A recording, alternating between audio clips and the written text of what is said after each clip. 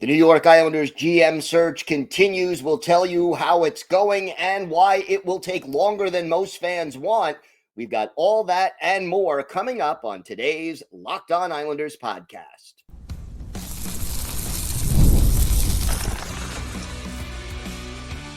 Your Locked On Islanders, your daily podcast on the New York Islanders. Part of the Locked On Podcast Network, your team every day. Welcome, everybody, to the Tuesday episode of the Locked On Islanders podcast, part of the Locked On Podcast Network, your team every day. I want to thank everyone who makes Locked On Islanders your first listen every day. Don't forget to subscribe on YouTube or wherever you listen to podcasts so you get new episodes as soon as they drop. This episode is brought to you by the Amazon Fire TV Stick 4K. Turn any TV into your Xbox, no console needed. Head to amazon.com/FireTVLockedOn to learn more. I'm Gil Martin. I've been covering the New York Islanders for almost 2 decades, and I wrote the book Ice Wars on the history of the Islanders' rivalry with the New York Rangers from 1972 until the modern era. So glad you could join us today to talk a little Islanders hockey. And today we're going to really get into what's happening with the Islanders GM search. It is ongoing, but fans are eager, and I'm going to explain why it's going to take a little longer maybe than we want to get that answer. We're also going to talk about some changes that really should be coming but aren't official yet, and a big question concerning the Islanders' future in the front office. So we're going to break all of that down for you today. Let's start with the GM search. Here we are. It's been a week or so since the Islanders parted ways with Lou Lamoriello. And again, I think that was definitely the right decision. All respect due to Lou for everything he accomplished for this organization and throughout his career. But the team was in a rut. The organization was stuck in the muddy middle, and Lou did not seem to be able to change gears, recognize that the team needed change, and then implement those changes. So when you go 4 years in a row without winning a playoff series, it's time to make a change to the foundation of your team. And if the general manager is constantly trying to keep veteran players who could have gotten a very big haul at the trade deadline, that's not the right way to retool and revamp the roster. You got to sometimes take one step back to take 2 steps forward. And everydayers understand we've been talking about this really for the better part of a year or more with respect to the Islanders. But here we are still waiting to see who's going to interview and who the Islanders are interested in. And I think there's one thing that a lot of people have to understand about the GM search.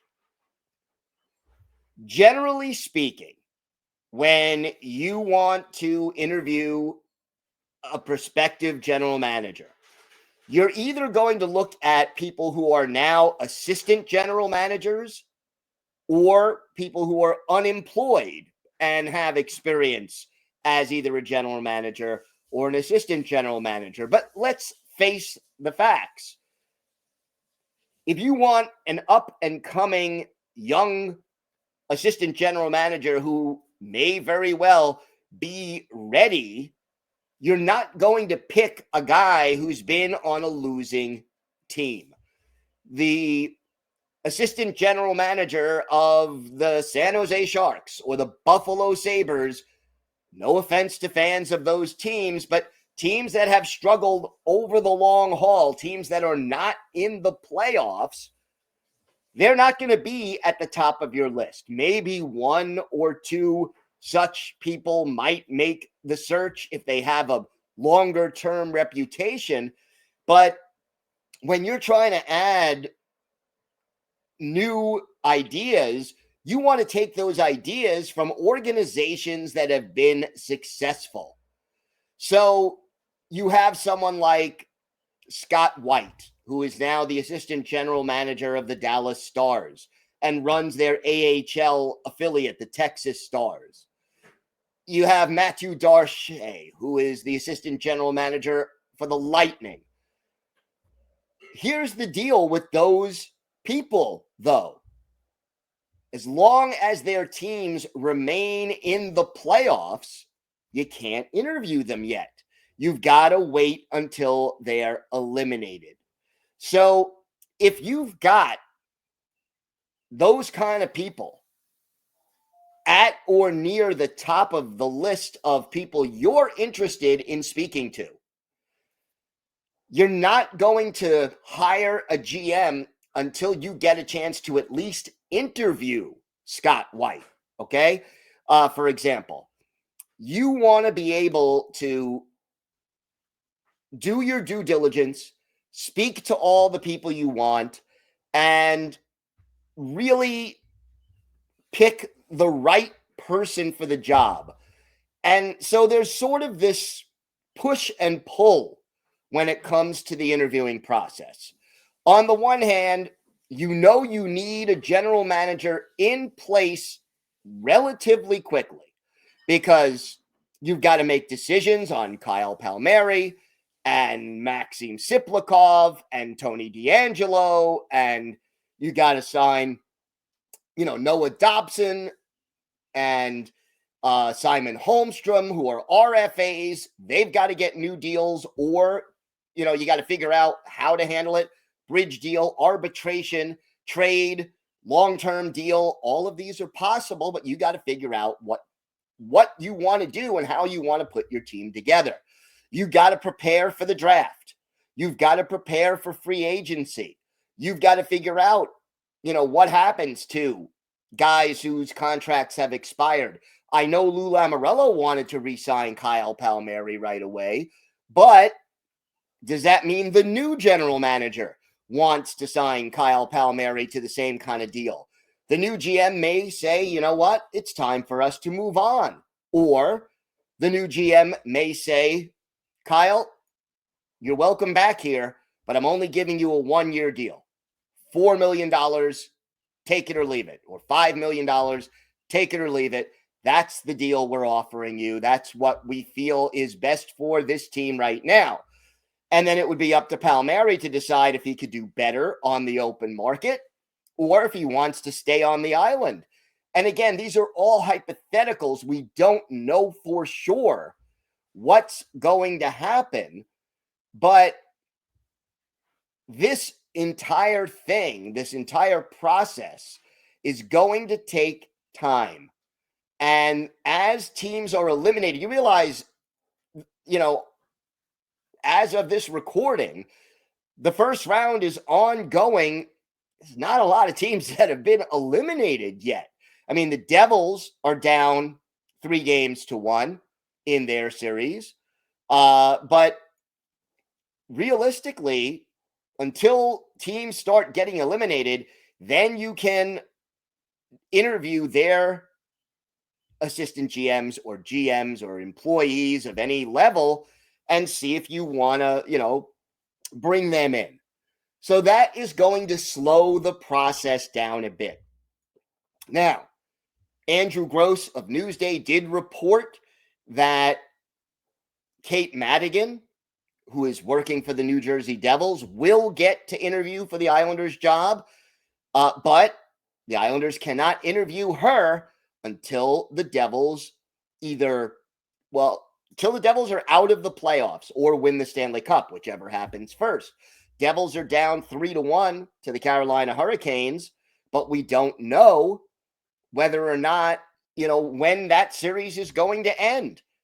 Now, the Devils are beat up. They're missing some of their best players, so it's entirely possible they're out relatively soon. But only after they're eliminated can you bring in Kate Madigan for that interview. So it's going to be a process. And the Islanders need to figure out what they want to do. And the most important thing is to get this decision right. I am willing to wait another week, 10 days, 2 weeks, whatever the case may be, to interview the right candidate. You know, if you've got a candidate, let's say, who's working for the Edmonton Oilers organization, and the Oilers end up going to the Stanley Cup final again and again, I don't know that they're going to do that, but as an example, if that is indeed the case, you got to wait it out. Now, hopefully you don't wait all the way until June, but I would say it may take 2, 3, 4 weeks until we have a better idea of what John Collins' process is going to be, how he's going to attack it. But I will keep everybody updated as far as who interviews, who is the Islanders are interested in. This is a process. It's not going to happen overnight, but the good news is it's happening. And the Islanders will have a new general manager in the next, let's say, 4 to 6 weeks maximum, hopefully sooner than that. And they will be able to move on and start a new era and get a new direction that hopefully will lead this team to a run of better hockey. Again, even if they have to take one step back in order to take 2 steps forward. All right, we have got a lot more to discuss. We're going to break down some changes that I think are inevitable but haven't happened yet, and we've got to address those. Plus, one big question the Islanders need to answer about their general manager position. We'll have that. Plus, for our Islanders birthday of the day, and this is a hard one. Morinville, Alberta native who spent part of 2 seasons with the Islanders in the late 90s. Let's see if you can guess who this defenseman is. He's better known as an LA King. All that and more coming up on today's Locked On Islanders podcast. Today's episode is brought to you by Game Time. The Stanley Cup playoffs are here, and if you've never been to a live NHL playoff game, it is unlike anything else. The intensity, the speed, the energy in the building, it's all next level. And thanks to Game Time, getting in the door is easier and more affordable than ever. Game Time is the fastest way to grab playoff tickets. Even for those must-see matchups, prices actually drop as puck drop gets closer. And with last-minute deals, you could save up to 60%. Plus, with their all-in pricing, it shows you the total cost up front, no surprise fees at checkout, and the app even shows you a panoramic view from your seat so you know exactly what to expect before you purchase the tickets. So take the guesswork out of buying tickets with Game Time. Download the Game Time app, create an account, and use code LOCKEDONNHL for $20 off your first purchase. Terms apply. Again, that's code LOCKEDONNHL for $20 off. Download Game Time today. Last minute tickets, lowest price guaranteed.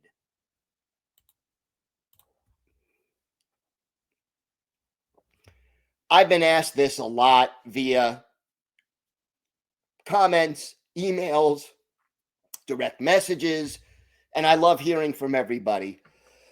And don't forget, we're doing a mailbag later this week, so please, if you have questions, stuff you want us to discuss, I have a few. I'm waiting for a few more, and we'll get to those a little bit later on in the week.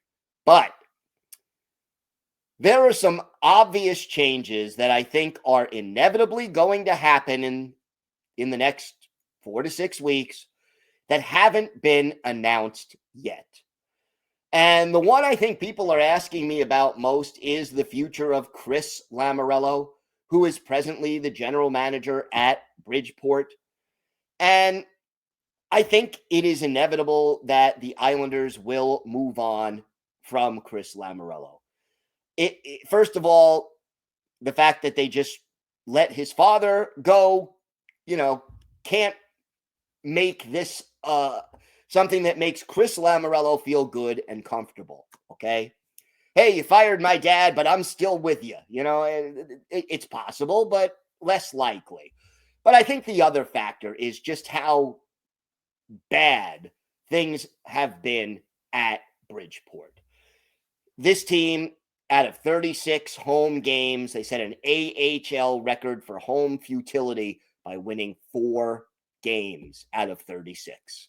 You are not going to get a lot of fans in the seats winning 4 out of 36 home games. And more importantly, Bridgeport as a team and as a part of the Islanders organization has just not done a very good job of developing prospects. What they've done a better job of, to an extent, is you call somebody up, you need them for a game or 2 or 5 or whatever the case may be.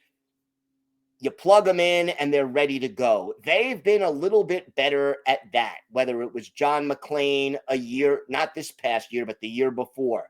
Hudson Fashing, again, a couple of years back.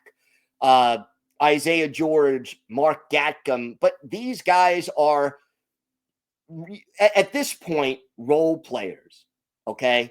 But when it comes to developing your top prospects, it hasn't been a great track record. So, again, everydayers are aware I've discussed this. Winning a lot of games, while good and desirable, is not necessarily the number one goal of an AHL team.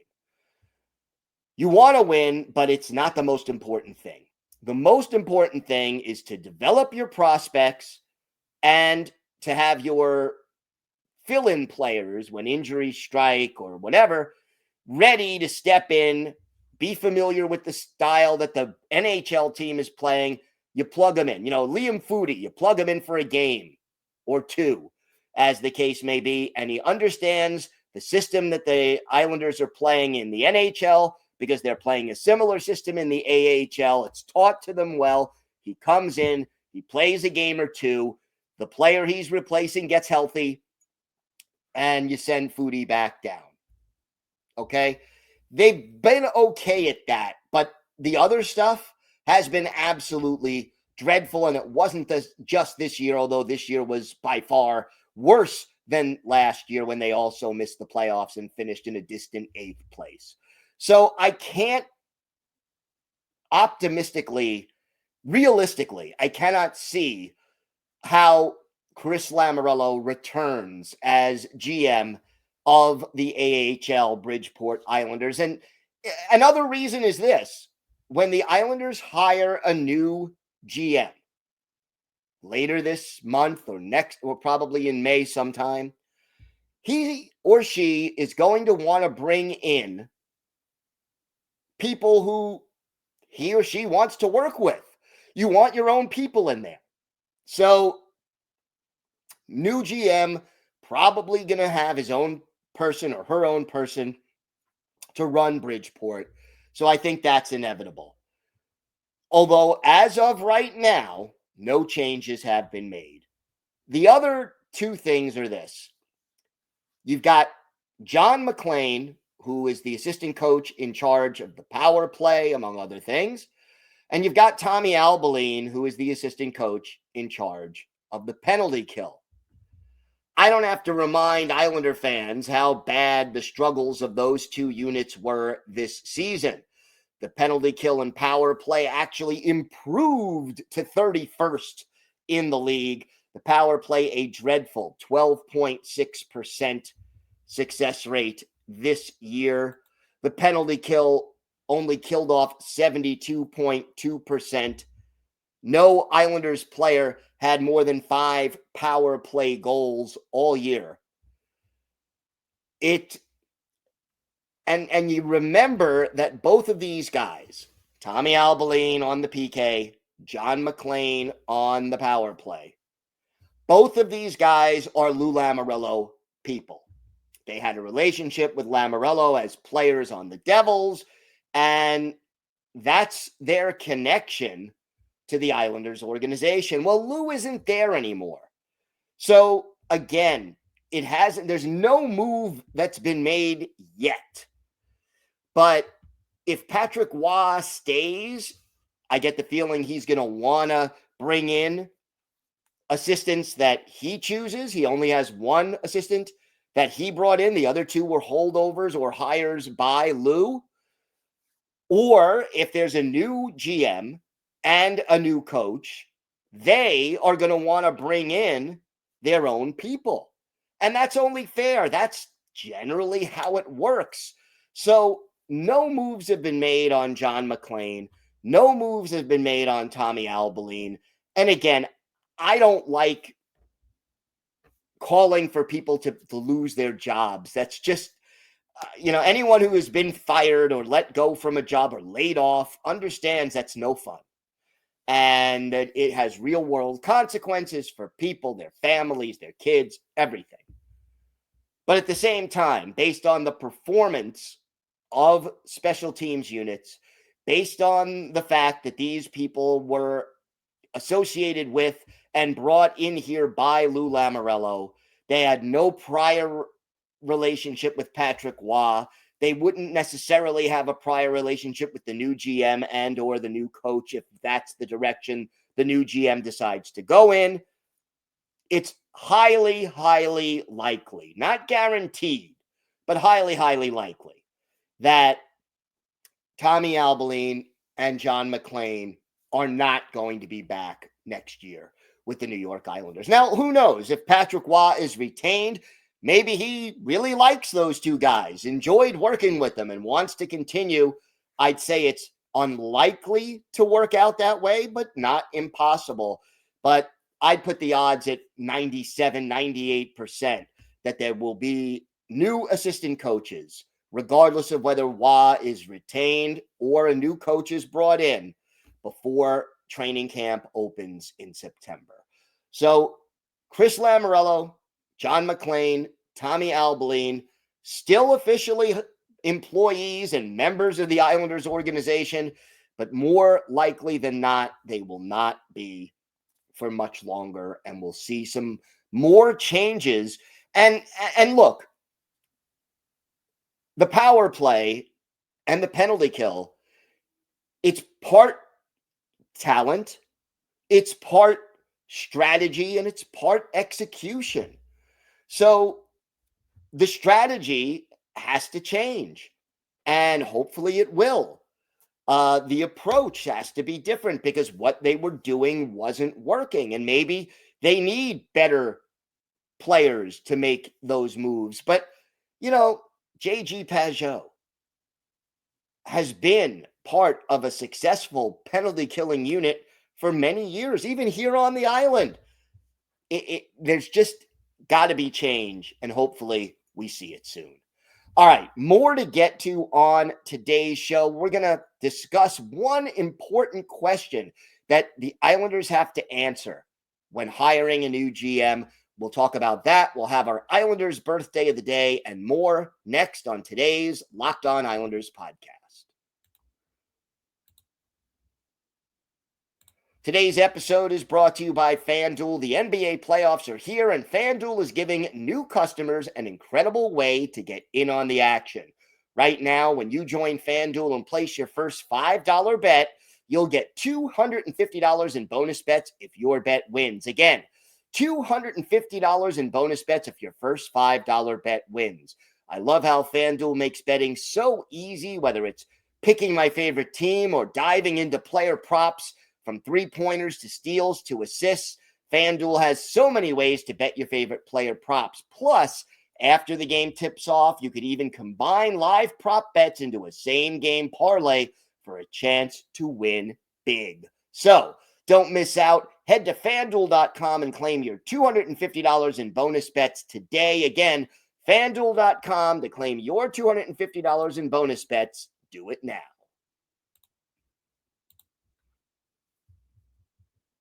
So there's another question that the Islanders have to ask. And I kind of alluded to it a little bit yesterday, but I think it's kind of fundamental. Remember that when you're hiring a new coach or a new GM, very often what you're doing is you hire somebody who is not like the guy you're just letting go.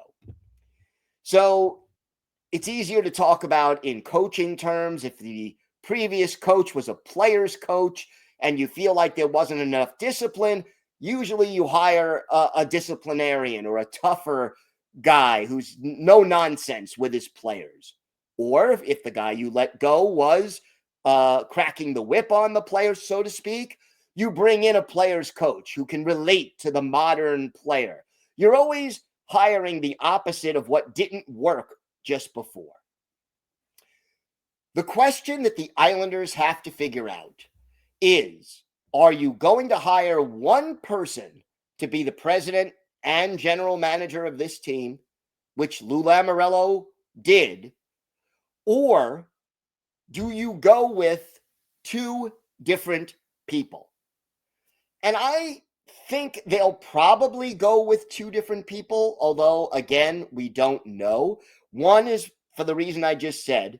You want to have somebody who does the opposite of the guy who, you're letting go because you're letting him go for a reason. But the other thing is this. Lou Lamoriello was very hands-on, and he did not have a large staff of assistants or people he was grooming to replace him when and if he decided to retire. It was very much a small, contained organization. And I think there is benefit to having a little more continuity with the president. B, if you decide to let go of the general manager, the president can either eventually take on that job or hire a new GM and still keep a certain amount of continuity going. It gives the organization more flexibility and more talent, more eyes. Now, obviously, if you've got, 2 or 3 people making decisions instead of one, these people have to be able to work together and effectively, and they have to be on the same page.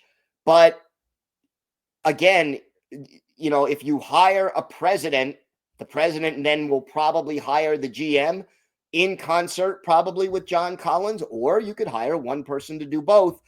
At this point, after having a skeleton type crew under Lou, I think it makes more sense to go president and general manager as two different people.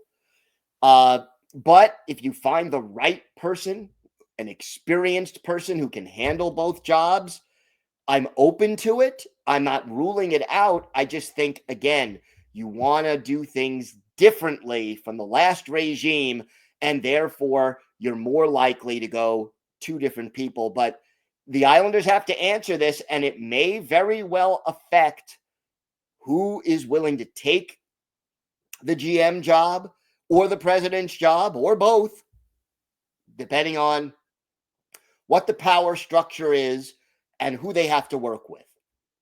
So we'll see what direction John Collins goes in, but that is a question the Islanders absolutely have to answer in order to, take that next step toward hiring somebody. And they may interview people with both in mind. We'll have to see how it all plays out, but it's an important thing that the team needs to figure out. Time now for our Islanders birthday of the day. We're a day early here, but Wednesday will be the 49th birthday of former Islanders defenseman Jason Holland. The Morinville, Alberta native, 6'3", 219 pounds, big physical defenseman, second-round pick of the Islanders back in 1994 after 4 solid seasons with the Kamloops Blazers. Made his Islanders debut in 1996-97, spent most of the year in the AHL, but some time with the big club, and again in 97-98, later played briefly for the Buffalo Sabres and the LA Kings before finishing his career in Italy and Germany. Essentially, Holland played 81 NHL games, 4 goals, 9 points, 36 penalty minutes. He played 1 NHL playoff game, no points. That was with the Buffalo Sabres in 2000. Well, it's easy to figure out his best game as an Islander. February 12th, 1997 at the old Igloo in Pittsburgh. The Islanders in their fisherman jerseys against the Penguins. The goalies, Tommy Salo for the Islanders, Patrick Lalime for the Pittsburgh Penguins. And with the Islanders up 2-1. Our Islanders' birthday of the day, Jason Holland scores his very first NHL goal and his only goal as a New York Islander. Ziggy Palffy and Brian Smolinski, Kenny Johnson and Randy Wood get the assists on that one late in the second period. It gives the Islanders a 3-1 lead, and then Travis Green and Ziggy Palffy score as the Islanders beat the Penguins by a score of 5-1. 30 saves for Tommy Salo. For Jason Holland, our Islanders' birthday of the day, he had the goal. He was a +2, and he scored on his only shot on goal in the game. So Jason Holland is our Islanders' birthday of the day. I want to thank everyone who makes Locked On Islanders your first listen today. And for your second listen, check out the all-new Locked On NHL Game Night. Every game, every night until a Stanley Cup champion is crowned. Get local analysis on a national scale. Find NHL Game Night on Locked On NHL on YouTube or wherever you listen to podcasts. It's part of the Locked On Podcast Network, your team every day. If you have a question, a comment, maybe a topic you'd like us to discuss on a future episode, email us at lockedonislanders@gmail.com. If you leave your first name and where you're from, we're happy to mention you on the show when we discuss whatever's on your mind. You could follow the show on X at Locked On Isles. You could follow me, Gil Martin, on X at Ice Wars, NYR vs NYI. We'll keep you up to date on all things Islanders throughout this offseason. And it's great to talk Islanders hockey with you, game time or anytime. We will be back tomorrow with the latest Islanders news, notes, and happenings, and we'll have our mailbag show either tomorrow or Thursday, so make sure you join us for that and get those mailbag questions in. Have a great day, everybody. Stay safe, and of course, let's go Islanders.